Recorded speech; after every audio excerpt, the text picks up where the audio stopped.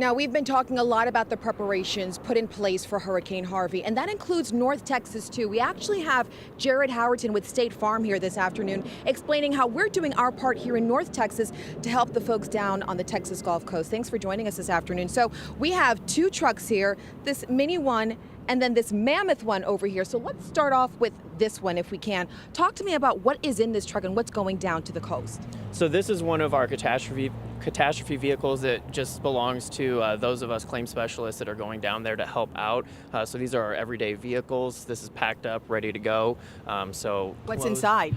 Clothes, catastrophe gear, things that we're going to need as far as printing, writing estimates, writing checks, things of that nature, everything that we need to help get the customer back to where they need to be. As far as the larger vehicle, those are 6 catastrophe response vehicles that we have that are in the area already, ready to go.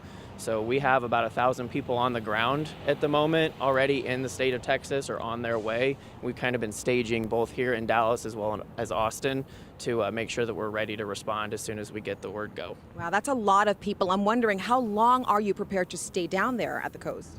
As long as it takes. We're ready to go down, help out our customers and anyone else that we can. So however long it takes for us to go in, take a look at the damage, and then also get a check in their hands and get the customers pointed in the right direction, we'll stay down there as long as we need to. You talked about printing and writing and getting checks and all that sort of thing, but will that actually happen immediately or will that take a while? Because of course we'll be dealing with the elements with lots of rain and flooding presumably. It can. Each claim is handled on its own merit, so each one is different. Some of the larger losses, sometimes we're able to get some money up front. Other times it might take a little bit longer, just depending on the amount of damage. We want to make sure that we're as accurate as we can be for them and make sure that we pay for everything under the policy as well.